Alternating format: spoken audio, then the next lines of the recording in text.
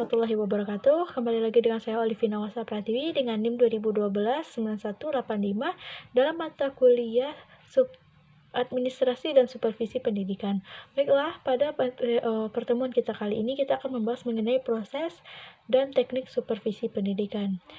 Pertama, kita akan bahas mengenai proses supervisi pendidikan. Supervisi pendidikan merupakan rangkaian kegiatan yang dilaksanakan ketika melakukan supervisi. Apa saja sih tahap-tahapnya? Tahapnya ada 3, yaitu yang pertama adalah perencanaan. Kegiatan perencanaan, langkah-langkahnya yang pertama adalah mengumpulkan data melalui kunjungan kelas, pertemuan pribadi, atau rapat staf. Yang kedua, mengolah data dengan melakukan koreksi kebenaran terhadap data yang dikumpulkan. Yang ketiga, mengklasifikasi data sesuai dengan bidang dan permasalahan. Yang keempat, menarik kesimpulan tentang permasalahan sasaran sesuai dengan keadaan yang sebenarnya. Dan yang kelima adalah menetapkan teknik yang tepat digunakan untuk memperbaiki dan meningkatkan profesionalisme dalam melakukan pendidikan. Tahap kedua dalam proses supervisi pendidikan adalah pelaksanaan. Kegiatan pelaksanaan merupakan kegiatan nyata yang dilakukan untuk memperbaiki atau meningkatkan kemampuan pendidik. Kegiatan pelaksanaan merupakan kegiatan pemberian bantuan dari supervisor kepada pendidik agar dapat terlaksana secara efektif pelaksanaannya. Harus sesuai dengan perencanaan yang telah ditetapkan dan follow up untuk melihat keberhasilan proses dan hasil pelaksanaan supervisi. Tahap yang ketiga adalah evaluasi. Kegiatan evaluasi merupakan kegiatan yang menelaah keberhasilan proses dan hasil pelaksanaan supervisi. Evaluasi dilaksanakan secara komprehensif dan sasaran evaluasi supervisi itu ditujukan kepada semua yang terlibat dalam proses pelaksanaan supervisi. Hasil dari supervisi evaluasinya ini akan dijadikan pedoman untuk menyusun program perencanaan pada berikutnya. Menurut Sutopo dan Sumanto, mengemukakan bahwa evaluasi berpedoman pada tujuan yang telah ditetapkan dan tujuan supervisi dirumuskan sesuai dengan corak dan tujuan sekolah. Prosedur pelaksanaan supervisi menempuh 3 tahapan, yaitu pertemuan, pendahuluan, observasi pendidik yang sedang mengajar, dan pertemuan balikan. Yang keempat adalah tindak lanjut. Adapun bentuk tindak lanjut supervisi dapat dilakukan melalui kegiatan seperti pertama adalah pembinaan. Kegiatan pembinaan dapat berupa pembinaan langsung dan pembinaan tak langsung. Pertama, kita akan bahas mengenai pembinaan langsung. Pembinaan langsung dilakukan terhadap hal-hal yang sifatnya khusus, yang perlu perbaikan dengan secara segera dan hasil analisis supervisi. Menurut Sahertian pada tahun 2000, pembinaan dengan pendekatan langsung berarti supervisor memberikan arahan langsung. Dengan demikian, pengaruh supervisor lebih dominan. Kegiatan pembinaan langsung yang dilakukan setelah kepala sekolah selesai melakukan observasi pembelajaran adalah pertemuan pasca observasi. Pada pertemuan ini, kepala sekolah memberi balikan untuk membantu pengembangan perilaku guru dan melaksanakan proses pembelajaran. Dari umpan balik itu dapat tercipta suasana komunikasi yang tidak menimbulkan ketegangan, tidak menonjolkan otoritas, memberikan kesempatan untuk mendorong guru memperbaiki penampilan dan kinerjanya. Pada kegiatan ini, kepala sekolah dapat melakukan 5 langkah pembinaan kemampuan guru. Yang pertama adalah menciptakan hubungan yang harmonis, yang kedua adalah analisis kebutuhan, yang ketiga adalah mengembangkan strategi dan media, yang keempat adalah menilai, dan yang terakhir adalah revisi. Lanjut pada pembinaan yang tidak langsung. Pembinaan tidak langsung dilakukan terhadap hal-hal yang sifatnya umum yang perlu perbaikan dan perhatian setelah peroleh hasil analisis supervisi. Menurut Sahertian pada tahun 2000 menyatakan bahwa perilaku supervisor dalam pendekatan tidak langsung adalah mendengarkan, memberi penguatan, menjelaskan, menyajikan, dan memecahkan masalah. Materi selanjutnya adalah teknik supervisi pendidikan. Langsung saja kita pada teknik yang pertama, yaitu teknik individual supervisi.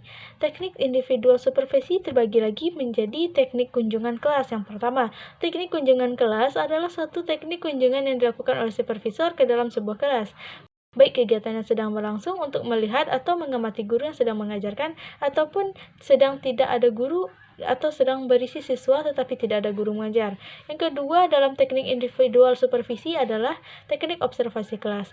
Teknik observasi kelas adalah suatu teknik kunjungan yang dilakukan supervisor baik pengawas ataupun kepala sekolah ke sebuah kelas dengan maksud untuk mencermati situasi atau peristiwa yang sedang berlangsung di kelas bersangkutan. Teknik individual supervisi yang ketiga adalah percakapan pribadi. Percakapan pribadi merupakan dialog yang dilakukan guru oleh supervisornya, yang membahas tentang keluhan-keluhan atau kekurangan-kekurangan guru yang mengajar. Dan teknik yang keempat adalah percakapan kelompok. Guru yang kurang percaya diri akan lebih baik jika dimintai pendapat dia membutuhkan pendamping. Mungkin karena kurang berani atau menyampaikan pendapatnya, akan tetapi ketika ada orang lain, dia menjadi percaya diri dalam mengemukakan pendapatnya. Sebagai alasan utama bahwa pewawancara tidak terlalu ingat siapa yang berpendapat dan siapa yang dia katakan. Teknik yang kelima adalah intervisitasi atau mengunjungi sekolah lain. Teknik intervisitasi adalah saling mengunjungi antara guru satu dengan guru lain yang sedang mengajar. Teknik yang keenam dalam teknik individual supervisi adalah penyeleksi berbagai sumber materi untuk belajar. Teknik pelaksanaan supervisi ini berkaitan dengan aspek-aspek belajar mengajar. Dalam usaha memberikan pelayanan supervisional kepada guru, supervisor pendidikan akan menaruh perhatian terhadap aspek-aspek proses belajar mengajar sehingga proses hasilnya akan efektif. Yang ketujuh adalah menilai diri sendiri. Guru dan supervisor melihat kekurangan masing-masing yang mana ini dapat memberikan nilai tambahan pada hubungan guru dan supervisor tersebut, yang akhirnya akan memberikan nilai positif bagi kegiatan belajar mengajar yang baik. Yang kedelapan atau yang terakhir adalah supervisi yang memakai para siswa. Teknik ini adalah dengan menanyakan kepada siswa tentang belajar mengajar dan materi yang telah diajarkan. Teknik yang kedua dalam teknik supervisi adalah teknik kelompok supervisi. Teknik kelompok supervisi terbagi juga. Dan yang pertama adalah penemuan orientasi bagi guru baru.